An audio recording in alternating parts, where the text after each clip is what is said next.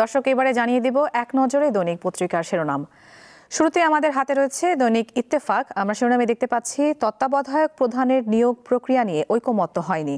একই ব্যক্তির প্রধানমন্ত্রী, দলীয় প্রধান ও সংসদ নেতার থাকার প্রশ্নেও দলগুলোর ভিন্ন মত।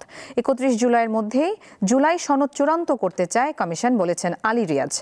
এদিকে রয়েছে অভ্যন্তরীণ শান্তি শৃঙ্খলা রক্ষায়ও সেনাবাহিনী গুরুত্বপূর্ণ অবদান রাখছে। সেনা সদর নির্বাচনী পর্ষদের উদ্বোধনীতে প্রধান উপদেষ্টা। আরেকটি শিরোনামে রয়েছে 40 বছরের ব্যবসায়িক জীবনে রপ্তানি খাতে এমন সংকট দেখিনি, এমনটি বলেছেন একে আজাদ। এবং এদিকে খেলার খবরে রয়েছে পাকিস্তানকে 7 উইকেটে হারালো বাংলাদেশ। এরপর রয়েছে দৈনিক প্রথম আলো। তাদের প্রধান শিরোনাম, দর কষাকষিতে দুর্বল সরকারের সফলতা কম। যুক্তরাষ্ট্রের ঘোষণা করা পাল্টা শুল্কের হার কমাতে সরকারের উদ্যোগের সমালোচনায় অর্থনীতিবিদ ও ব্যবসায়ীরা। শেষ সময় ব্যবসায়ীদের দ্বারস্থ সরকার। যুক্তরাষ্ট্রের সঙ্গে দর কষাকষি বিষয়ে বলা হয়েছে, 2.5 মাস ধরে ব্যবসায়ীরা চেষ্টা করেও এই প্রক্রিয়ায় যুক্ত হতে পারেননি। এখন সরকার রপ্তানিকারক ও ব্যবসায়ীদের প্রয়োজনীয় উদ্যোগ নিতে বলেছে।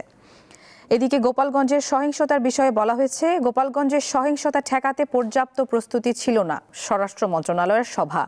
প্রথম আলোর আরেকটি শিরোনাম, গুলি ও গণগ্রেপ্তারের মধ্যে কোটার রায় এবং জুলাই গণ অভ্যুত্থানের 1 বছর। দৈনিক যুগান্তর। তাদের প্রধান শিরোনাম, অপরাধের পারদ ঊর্ধ্বমুখী, দেশের আইন শৃঙ্খলার উন্নয়নে ধীর গতি। দেশের আইন শৃঙ্খলা পরিস্থিতি আগের চেয়ে অনেক ভালো, এমনটি বলেছেন স্বরাষ্ট্র উপদেষ্টা। অপারেশন ডেভিল হান্ট ও চিরুনি অভিযানেও অপরাধীরা বেপরোয়া। ধর্ষণ, নারী শিশু নির্যাতন, ডাকাতি এবং অপহরণের ঘটনায় মানুষের আতঙ্ক বাড়ছে। খুন, ছিনতাই কতটা বাড়লে আইন শৃঙ্খলার অবনতির কথা স্বীকার করবে সরকার। এদিকে রয়েছে আর কত লাশ দরকার, 195 মৃত্যুর পরও সরেনি পুরান ঢাকার রাসায়নিক গুদাম। আরেকটি শিরোনামে রয়েছে, গোপালগঞ্জে গণগ্রেফতার হচ্ছে না, কোর কমিটি ও আইন শৃঙ্খলা সংক্রান্ত সভায় স্বরাষ্ট্র উপদেষ্টা। আগামী নির্বাচনের জন্য জোরালো প্রস্তুতির নির্দেশ। এরপর রয়েছে দৈনিক কালের কণ্ঠ। তাদের শিরোনামে দেখতে পাচ্ছি, রাজনীতিতে বিভক্তি স্পষ্টতর, সংস্কার প্রক্রিয়া বিভক্তি বাড়াচ্ছে। ডক্টর শাহদিন মালিক বলেছেন, জামায়াত নিজস্ব অবস্থান তৈরি করছে, বলেছেন অধ্যাপক সাব্বির আহমেদ। এবং নতুন নতুন বিতর্কিত ইস্যুতে রাজনীতিতে উত্তাপ, বলেছেন অধ্যাপক KM মহিউদ্দিন। হাসিনা মানবজাতির কলঙ্ক, তাকে ক্ষমা করা যাবে না, মির্জা ফখরুলের মন্তব্য। এদিকে রয়েছে ব্যবসা বাণিজ্যে ধস, হতাশ ব্যবসায়ীরা।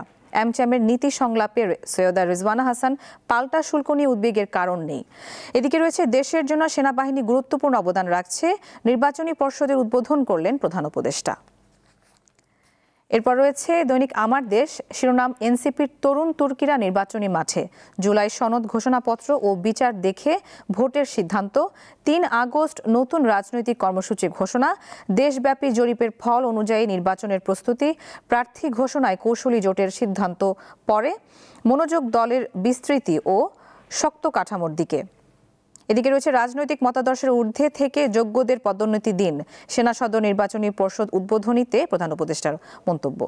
মাদ্রাসা শিক্ষার্থীদের প্রতিরোধ, ফিরে দেখা জুলাই বিপ্লব, এ নিয়ে একটি প্রতিবেদন প্রকাশিত হয়েছে। এরপর রয়েছে আমাদের হাতে দৈনিক সমকাল। শিরোনামে দেখতে পাচ্ছি, রাজনৈতিক মামলা প্রত্যাহারে ধীরে চলছে জেলা কমিটি।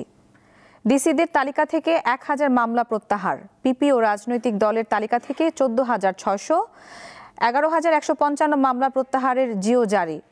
অনেক মামলা প্রত্যাহার হচ্ছে ডিসির অজান্তে, পিপির সুপারিশে। প্রতি সপ্তাহে মন্ত্রণালয়ে বসছে বৈঠক, প্রত্যাহার হচ্ছে শুধু নাশকতার মামলা।